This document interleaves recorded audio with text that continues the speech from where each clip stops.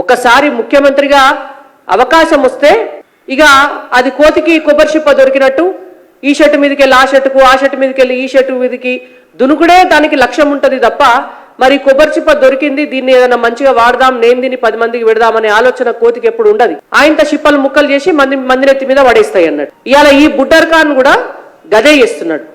Bharatiya Janata party అధికారంలోకి వచ్చినటువంటి 10 సంవత్సరాల నుంచి రిజర్వేషన్ల అమలు విషయంలో గాని, రిజర్వేషన్ల ప్రాతిపదికన అన్ని వర్గాలకు న్యాయం చేసేటువంటి అంశంలో గాని పెద్దపీట వేస్తూ వచ్చింది. 54 ఏళ్ల పాటు కాంగ్రెస్ పార్టీ అధికారంలో ఉన్నది. ఎన్నడన్నా అంబేద్కర్ గారి గురించి పార్లమెంటులో ఒక్కనాడు పొగిడి మాట్లాడినరా కాంగ్రెస్ పార్టీ నాయకులు? సమాధానం చెప్పాలి మాకు. అంబేద్కర్ గారి చిత్రపటాన్ని ఎన్నడన్నా పార్లమెంటు పరిసరాలలో పెట్టినరా కాంగ్రెస్ పార్టీ వాళ్ళు? సమాధానం చెప్పాలి.